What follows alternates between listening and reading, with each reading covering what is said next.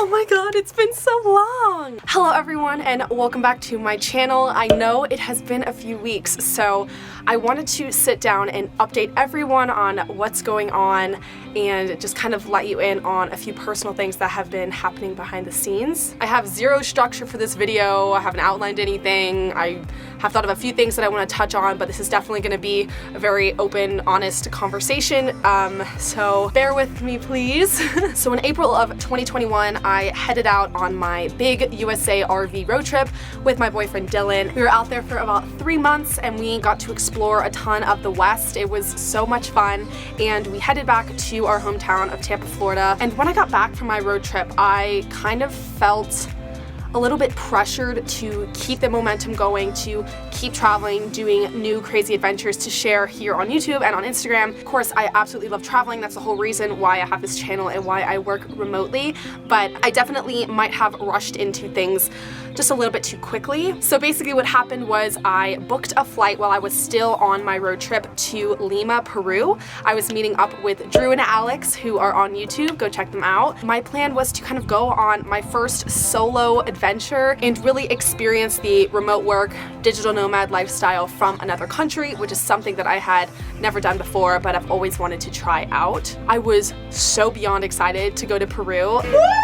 I had done so much research after deciding to go, and it's really such an incredible country. I had plans to hike Machu Picchu. I created a whole YouTube video on how I was prepping for that, and my kind of plan and what I put out there on social media was that I was going to be in Peru, I think, did I say 2 months? 2 or 3 months? I don't even remember. But I didn't book a return flight just for the reason that I didn't know how I was gonna feel once I got there. I may have fallen in love with this lifestyle and decided to stay longer than 2 or 3 months, but I also could have, you know, gotten really homesick or felt like it wasn't working for me, and so I wanted to have kind of the freedom to book a flight home if I needed to. So I'm gonna kind of cut into this part of the story to give you guys a little bit of background on me and my, you know, personal history with mental health. I talk a lot about this on my Instagram more so than YouTube because I have been on there quite a bit longer than YouTube, but for the last 10 years or so, really since I was like a teenager, I have struggled a lot with pretty severe anxiety and depression. It took me a while to start going to therapy. Literally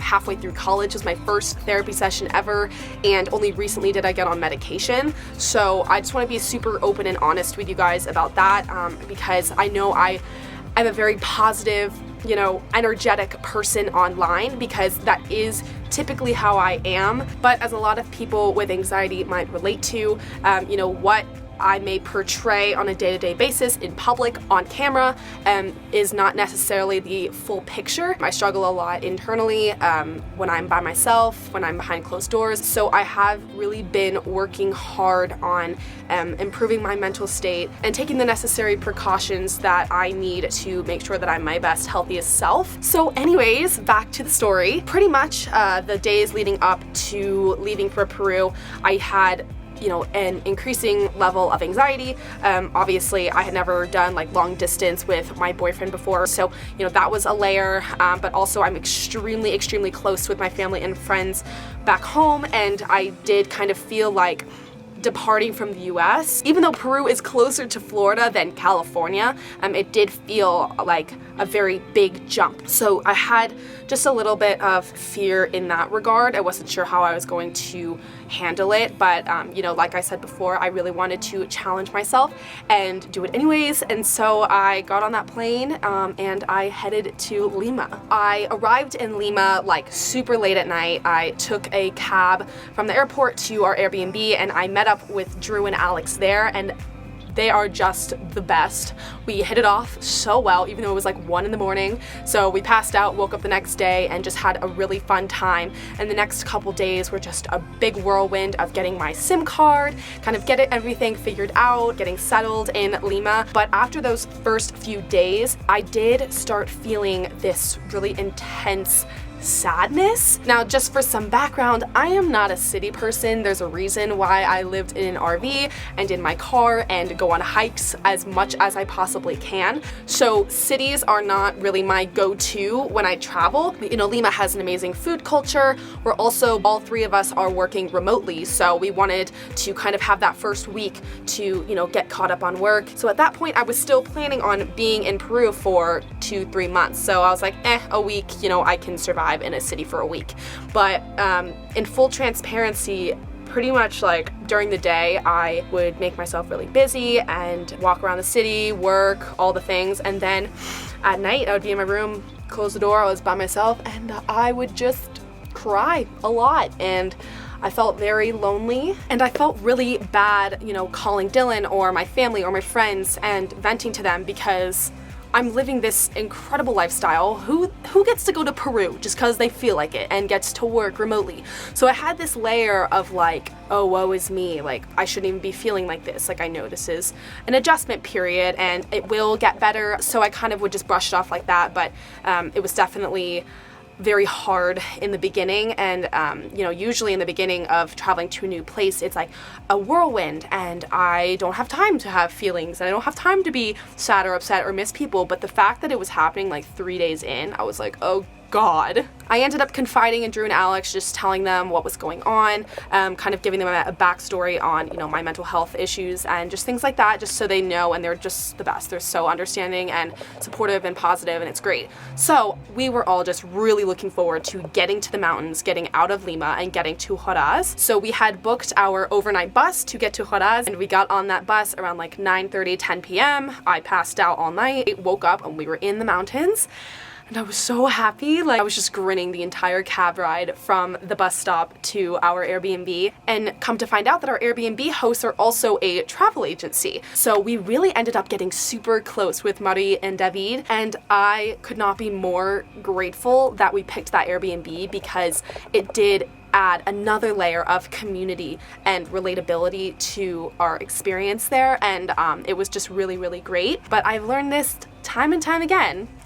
You cannot run away from your problems. It doesn't matter how drastic the change is, where you go, anything like that. Your problems usually will follow you wherever you go if you don't put in the work and address it head on. So, you know, a couple days into Huaraz, you know, we were going on such amazing hikes, and on those hikes I was on top of the world, just so happy. I felt like this is where I'm meant to be. I can't believe I'm having this opportunity to be in Peru and hike with these two incredible people that I met on Instagram. Like, this is insane.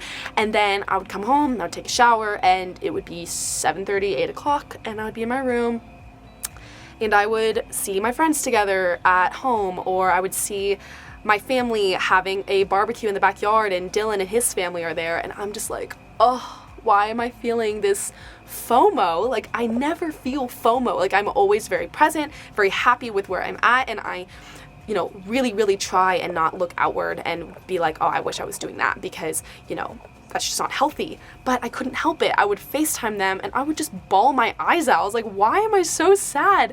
And it was just really hard. I don't know what it was. Like, I just felt very isolated, even though I was with Drew and Alex. You know, they're kind of their own little team, their little pair.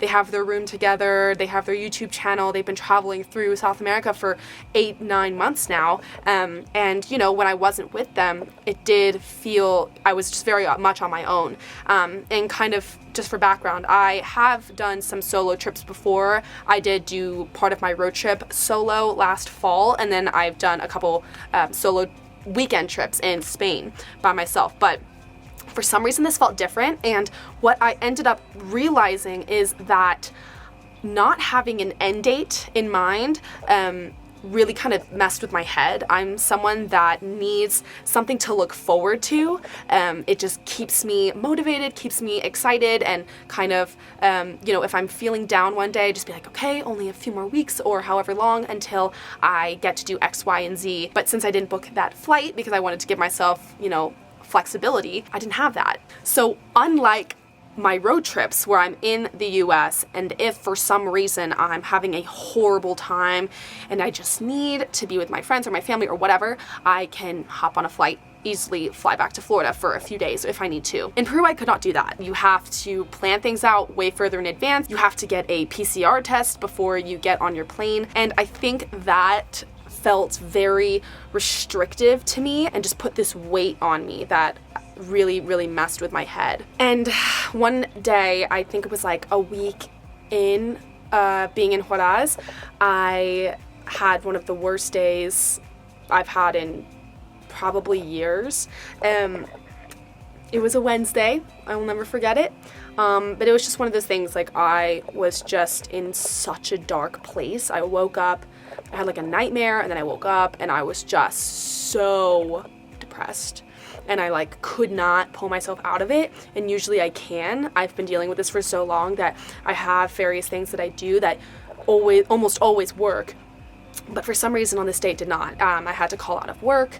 I did not leave my room all day. I barely ate. I was so not okay in the head that I pretty much that day decided like I need to make a change, and I didn't tell anyone, but I kind of mentally was like, okay, I need to probably go home, basically. I don't need to be forcing myself to do something that is putting me in such a dark place.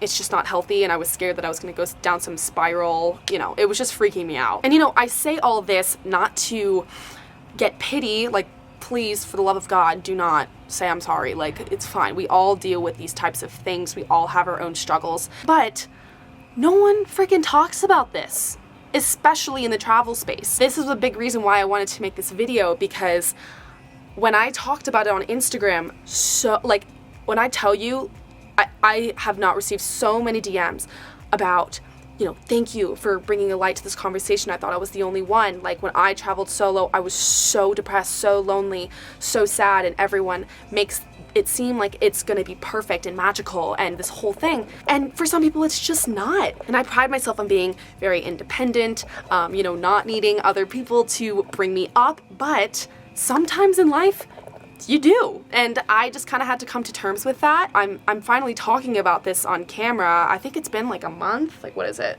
October 5th?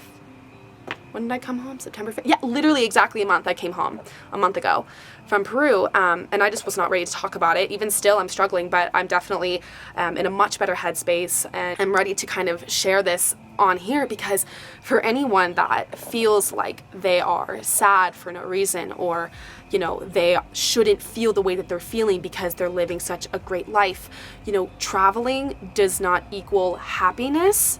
You have to put in the work to enhance your mental health, no matter what type of lifestyle you're living. And I would argue that, the full-time travel lifestyle or solo travel, it demands that even more, because you lack stability, you lack structure, you lack a lot of connection. If you're gone for months or years at a time, you don't have, your family or your friends around all the time. And for someone like me, that's been a part of my life forever. I have extremely, extremely close relationships with my family and friends, and I'm so grateful for that.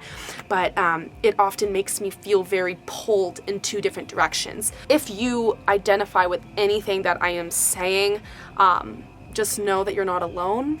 Know that this is extremely common.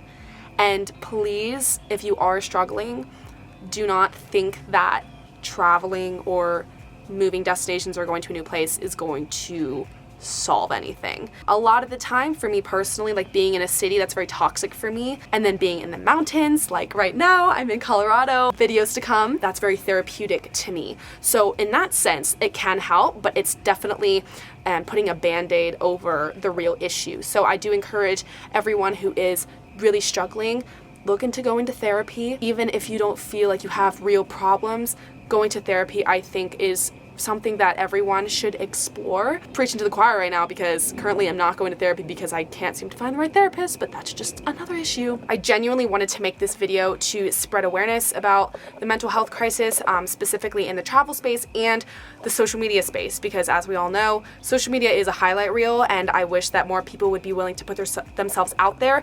I do think it is improving drastically, and I'm so happy for that, but I wanted to do my part and just be honest and tell you guys that I have been struggling, and no matter how perfect and adventurous my life might seem, there's also another layer that may not always be reflected on camera. But with that being said, things are going really well. It has been, like I said, by the time posting this, a little over a month since I got back from Peru. I took a break from YouTube and I just focused on spending time with family and friends back in Tampa. But right now, I'm in Colorado, which is one of my favorite places in the entire world. I was out here last fall on my very first USA road trip. USA, I should just say Colorado road trip, because I was here the entire time.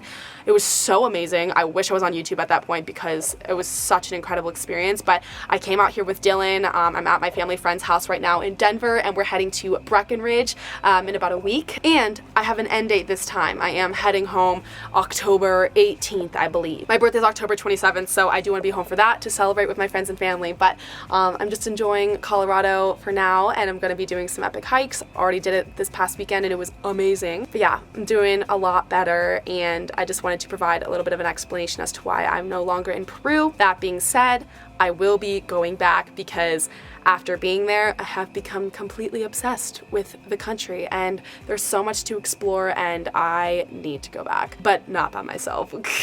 But anyways, thank you so much for watching. I hope that this helped at least one person feel a little bit less alone, and I hope you have an amazing rest of your week. And I'm super excited to share some of my Colorado adventures with you all when I feel ready to pick up the camera again. I haven't yet, but I probably will soon. So stay tuned, and I will see you in the next one. Bye.